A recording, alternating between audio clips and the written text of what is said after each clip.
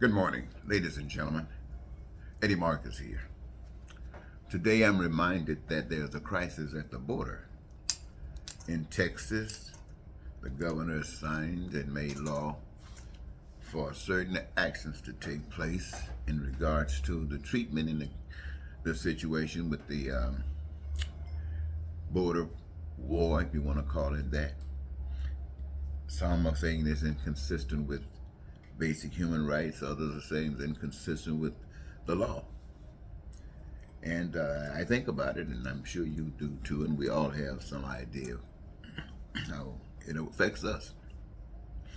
I thought of it, if I allowed in my house uh, people to come in because they had no place to go, and maybe we started out with a family of 4, and I let in 8, and then I let in 8 more, and then I let in 8 more.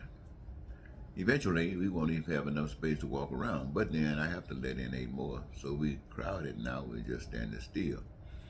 But while we're letting in, there's some things that can be taking place because of the recognition of the problem, the depth. It might cause us to take some type of action. If we want to make a change, then we know we must make.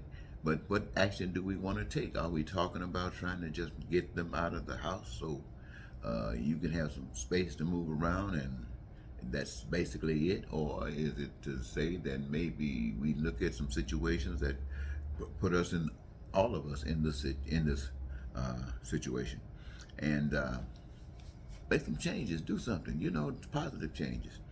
Well, I wanted to say that it would appear that a kind thing to do would be to accept the females, accept the babies, the children, but give the men a ride back home.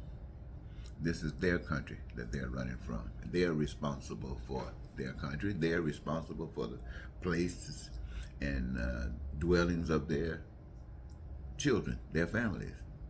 And to run away, that just doesn't look good. I mean, you can say you want to protect the women and children. You can say that. But for you, you got the man, they got you running. Oh boy, that just doesn't make sense. And so you should, personally, I say, go back and find some kind of way to take back your country and make sure that your country can operate in a fair way that would allow the people to have no fear about the things that they've had fears about, and your people can come back home and you can live a good life based upon what now you are willing to offer. I don't know, that just seems like, but running away, there's no solution. There's no solution in itself, because if you're a coward, too scared to take care of your own business at home, and then you going somewhere else, can they really depend on you? You already proved that you're a coward. You want to live more than anything, and you don't care who you have to mess over or cause pain to live. People will grow up one day, but in a situation what got you running is the time that's calling for you to grow up right now. You don't have any other time. Grow up right now. And people could be led by the inspiration that you bring to them. They say, wow, these people standing up for what's right. Well, I don't know that, because in Ukraine they say that people standing up for what's right, and they're not getting the support they want. Oh boy. And they even say that in the United States there's a guy that's breaking all the rules, and everything seems to be protecting him. And all the things that we've been talking about as being ugly and evil, and I just got through talking about immigrants going back to where they came from to deal with their governments. That same thing is happening right here, but not only just happening right here, you got a whole political party, the Republican Party, supporting this. And you got candidates running to be president of the United States that's telling all the American people that this guy who have all of these criminal charges against him, this guy who has all of this, and everybody knows that he's guilty of what happened January 6th and the role that he played. Everybody knows that, not just Americans, but the whole world knows that. They're just watching to see what we're going to do. And we're sitting around watching what we're going to do. But they tell me Colorado just said, oh, this is what we're going to do. It's no different, basically, than what Governor Abbott is doing down in Texas. We're going to pass a law to keep this stuff straight one way or another. Colorado said we're going to pass a law that recognizes that the Constitution overwhelms what the Republicans and other people think. It says that if a guy does, or anyone does this, that this will be the conduct. Nobody waiting around to see what the public want him to be president. That's beside the point. That's beside the point. If he's guilty of this, my friend, you treat him as he's guilty. Don't wait to see if the public's going to exonerate him. You can't publicly exonerate him. He's guilty regardless. This is why we live in the hell that we live in today. Because we think we can excuse it away. No, you cannot excuse it away. You can write it. You can make it right. Is that what I was planning on talking to you about today?